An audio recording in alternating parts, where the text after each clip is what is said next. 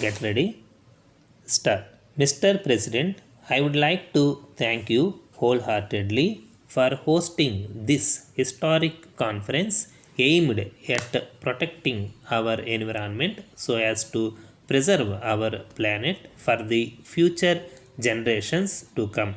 The city in which you are hosting the conference is quite serene and at the same time abounds in vitality.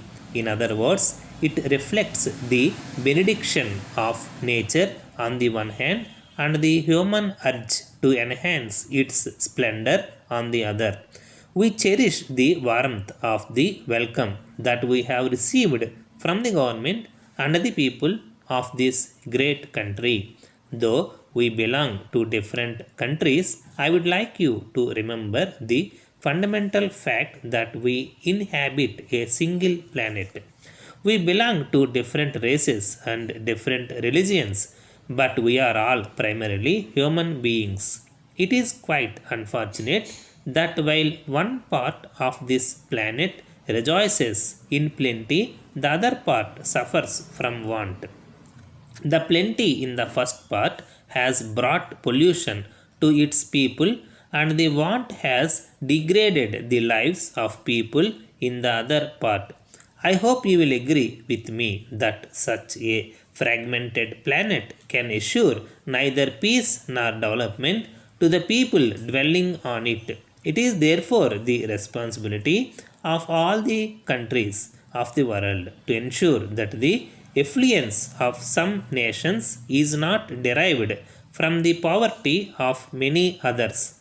I urge upon those who are attending this historic conference to contribute their might to strike a golden mean between drawing what we need from the nature for our day to day existence and leaving to it what it requires to sustain itself for the future generations to come.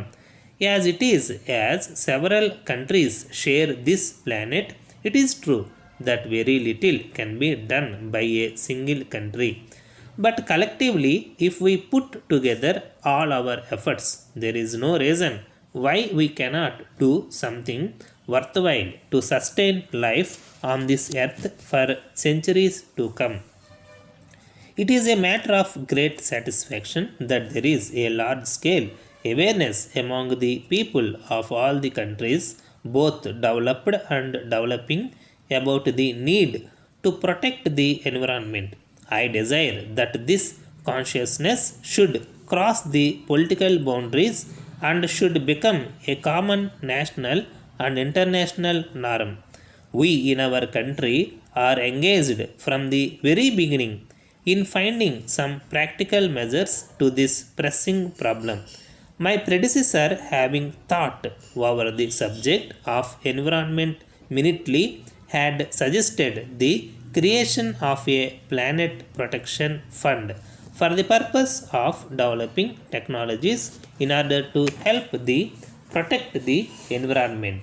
I appeal to the leaders of all the countries to give a serious thought to this proposal, as it is absolutely necessary to develop a whole range of such technologies.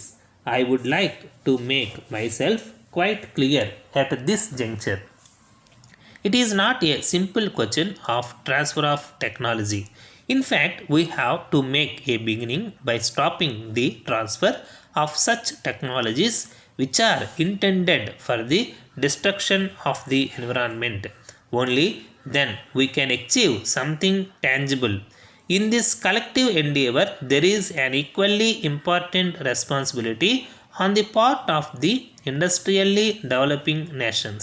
The people of those countries are really fortunate that they have developed a close affinity with nature and have not become experts in creating pollution and at the same time becoming victims of it. In this process, they might have quite naturally learned to make use of the natural resources to the maximum extent possible. The people from the developed countries have to learn from the lives of these people the element of contentment which is preventing over exploitation of natural resources. Dear sir, I am in receipt of your letter of 2nd February inviting me to address the industrial labor on the subject of prohibition during the next month. I must really congratulate you for having got such an excellent idea of educating them about this very important social evil. Alcohol is harmful to humanity in many ways. It ruins one physically, morally, intellectually, and economically. It is the primary cause of poverty, doing untold damage to the people, more especially the uneducated labor force. They are already undernourished, and this is making them less capable of enduring the physical strain. It is making them indolent, inefficient, and robbing them of their incentive to work.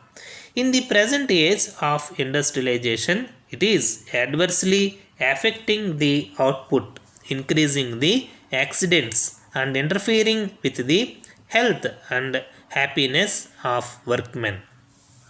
The workers who fell prey to this evil are prone to more sickness and diseases.